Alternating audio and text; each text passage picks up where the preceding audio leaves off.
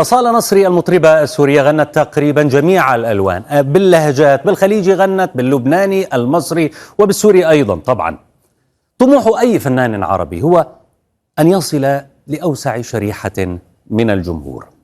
أرادت أصالة الوصول إلى جمهور المغرب العربي وشمال أفريقيا، فأنتجت أغنية جديدة غنتها دويتو مع الفنانة المغربية أسماء المنور. نشرتها قبل 3 أيام وحققت أكثر من 3 ملايين مشاهدة. 3 ملايين ب3 أيام على يوتيوب، جميلة. اسم الأغنية سيد الغرام.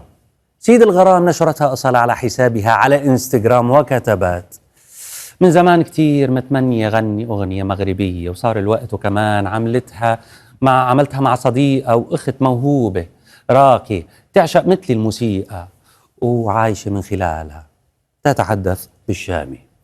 وددت لو أنني أستطيع أن أسمعكم هذه الأغنية، لكن بسبب حقوق النشر سأريكم جزءا من الفيديو كليب. الفيديو كليب جميل لأن هناك تناغم في الإخراج بين المطربتين، وكان هناك سيارة لاندروفر يبدو أنها ستظهر بعد قليل، ربما لا تظهر، لكن أريدكم أن تركزوا جيدا في هذه الصور. ما الذي ترتديه أصالة؟ لم تنتبهوا عليه؟ شيء تلبسه أصالة على جبينها هي قطعة من الزينة التقليدية يعرفها المغاربة والجزائريون جيدا. اسم هذه القطعة اسمها خيط الروح. خيط الروح أو الزروف الجزائري. ها هي تتزين بها المرأة الجزائرية في عنقها أو في جبينها. سأذهب معكم إلى فيديو نشرته اليونسكو على موقعها الرسمي، لأن هذه الطقوس مدرجة على قوائم التراث. فالعروس ترتدي الشدة التلمسانية في الجزائر، من أجزائها خيط الروح. خيط الروح يتم ارتداؤه مع الكاراكو أو القويط، وهو للطبقة الأرستقراطية في الفترة العثمانية. يقول ميمون القفطان مغربي وخيط الروح مغربي، ومن يقول غير ذلك يشرب ماء البحر المتوسط. ماشي للأطلسي. ملاك قالت في تغريدتها: للأسف وزارة الثقافة والمسؤولين تاعنا ساكتين، راهم دايرين حالة على خيط الروح ويرجوا ليه أنه موروكي، أو يروجون له على أنه مغربي. ترجمت. آية بول حسين تقول: ما دخلكم فيما يفعله المغرب، اهتموا ببلادكم، وإذا كانت عندكم ثقافة فأظهروها ودعكم من ثقافة الغير. أما بالنسبة لهذه التغريدة الأخيرة فتقول: يا سادة ويا سيدات، المغرب والجزائر كانا شعبا واحدا، فرقهم الاستعمار وما زال، لكن الشعوب المغاربية تتمنى إزالة ما يسمى بالحدود بينهم. تغريدة جميلة. انسوا الجدل هل هو مغربي أو جزائري، هذه تفاصيل، لكن أود أن أقف عند تفصيل صغير جدا لفت نظري في هذا اللباس التقليدي. لو اقتربنا إلى هنا، هذا العقد الذي يرتدى على الرأس، إذا خرجت منه قطرة واحدة فالصبية عزباء، أما إذا تدلت منه 3 قطرات يعني الصبية متزوجة. إذا كنتم تذكرون صورة أصالة فكانت ترتدي هذا خيط الروح بقطرة واحدة، يعني أنها عزباء مع أنها متزوجة. هذه هي قطرة واحدة. لاحظتم؟ أغنية سيد الغرام دويتو للفنانة السورية أصالة نصري والفنانة المغربية أسماء المنور. ربما الكثير منكم قد استمع إلى الأغنية التي أصبحت بالفعل ترند منذ إصدارها قبل 3 أيام فقط.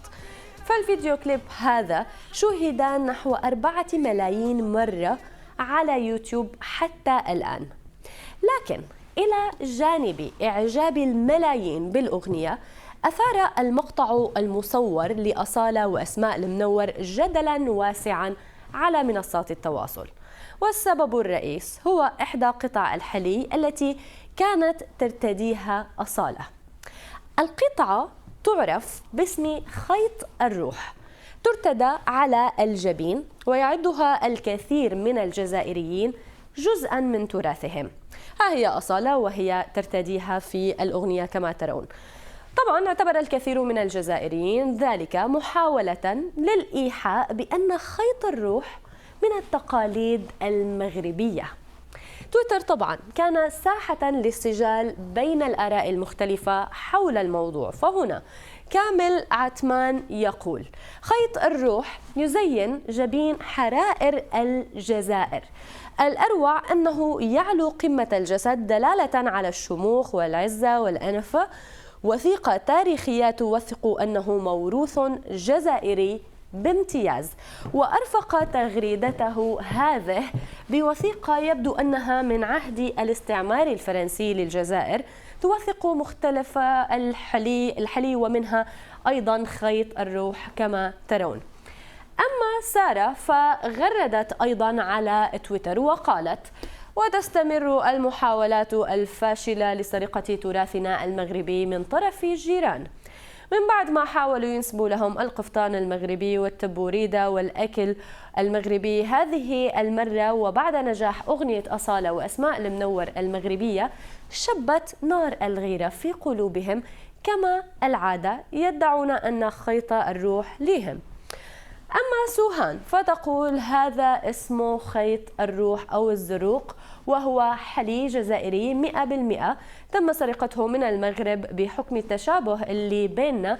صاروا يستغلوا جهل العرب والأجانب فيما يخص تراثنا وينسبوا كل شيء جميل جزائري لهم، وأنتم كمشاهير أصبحتم تدعمونهم في سرقتهم بطريقة غير مباشرة. أخيرا تغريدة من غو عاصي يقول: خيط الروح أو خيط الريح، فالاسم يتغير حسب المنطقة أو المناطق المغربية. جدتي من نواحي الجديدة كانت تسميه خيط الريح، خصوصا بخرز الزمرد على شكل دمعة. أما عمتي فكانت تسميه خيط الروح لأنها من نواحي فاس، وهذا هو المغرب. اشتهر مشاهدينا خيط الروح لدى سكان غرب الجزائر، وخاصة في مدينة تلمسان، قبل أن تصبح شعبيته واسعة في كل البلاد. وهو عبارة عن حلي من الذهب أو الفضة، وترتديه العصميات مع الألبسة التقليدية الجزائرية كالشدة الملسانية أو الكراكو مثلا.